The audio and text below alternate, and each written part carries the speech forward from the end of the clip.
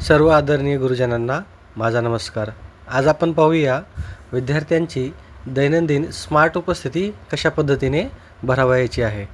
यासाठी सर्वप्रथम प्ले स्टोअरवर जाऊन स्विफ्ट चॅट हे ॲप्लिकेशन डाउनलोड करावायचे आहे. डाउनलोड झाल्याच्यानंतर याला ओपन करायचं आहे.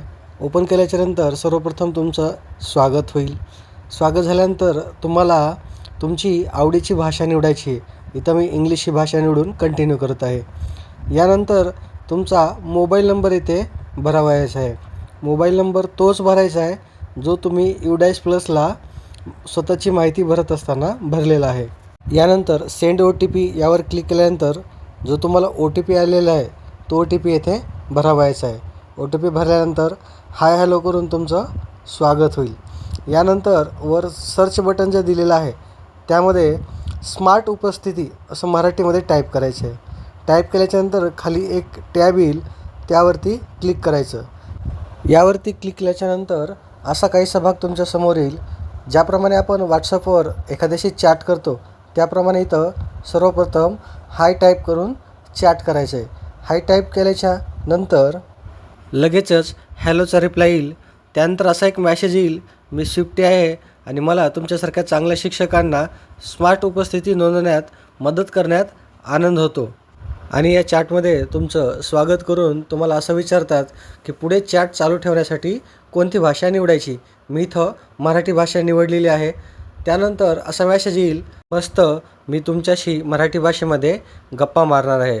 मला तुमच्याबद्दल अधिक माहिती देण्यासाठी पुढील या बटनावर क्लिक करा. पुढील या बटनावर क्लिक केल्याच्यानंतर इथे तुम्हाला तुमच्या शाळेचा 11 अंकी युडाईस कोड टाईप करायचा आहे. युडाईस कोड टाईप केल्याच्यानंतर असा मॅसेज येईल, त्यामध्ये तुमच्या शाळेची संपूर्ण माहिती इथं तुमच्यासमोर दिलेली असेल. ती संपूर्ण माहिती व्यवस्थित वाचून ती जर बरोबर असेल तर होय ही माझी शाळा आहे यावरती क्लिक करायचं आहे. यानंतर तुम्हाला आणखीन एक माहिती शेअर करायला सांगतील, ते म्हणजे तुमचा शिक्षक कोड. शिक्षक कोड कोणता तर वेतन प्रणालीचा, म्हणजे ज्याला आपण शालार्थ ID असं म्हणतो, तो शालार्थ ID इथे तुम्हाला टाईप करायचा आहे. शालार्थ ID दिल्याच्यानंतर तुमची संपूर्ण माहिती तुमच्या डोळ्यासमोर येईल. म्हणजे थोडक्यात तुमचा शिक्षक कोड आणि तुमचं नाव इथे येईल. ते जर बरोबर असेल, होय ही माहिती बरोबर आहे यावरती क्लिक करायचं आहे. यानंतर तुमचं स्मार्ट उपस्थिती या टॅबमध्ये स्वागत आहे आणि आता तुम्ही इथं विद्यार्थ्यांची उपस्थिती भरू शकता असा एक मॅसेज येईल.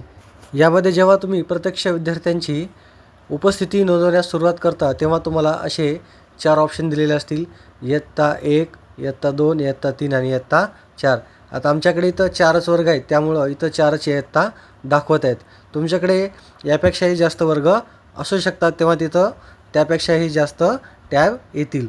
यापैकी तुमच्याकडे जो वर्ग असेल त्या वर्गावरती क्लिक करायचं आहे आणि त्या वर्गातील सर्व विद्यार्थ्यांची उपस्थिती तुम्ही इथे भरू शकता. आता माझ्याकडे समजा पहिलीचा वर्ग आहे, तर मी इयत्ता 1 यावरती क्लिक केल्याच्यानंतर तिथं खाली तुम्हाला तुकड्या देतील. इथे आमच्याकडे एकच तुकडे असल्याने मी 1 या बटनावरती क्लिक करेल. त्यानंतर एक नवीन स्वतंत्र टॅब येईल, उपस्थिती नोंद करा म्हणून. यावरती क्लिक केल्याच्यानंतर एक नवीन टॅब उघडेल आणि त्या टॅबमध्ये तुम्हाला तुमच्या वर्गातील सर्व मुलांची नावे दिसतील व त्यापुढे उपस्थित व अनुपस्थित असे 2 ऑप्शन दिलेले आहेत.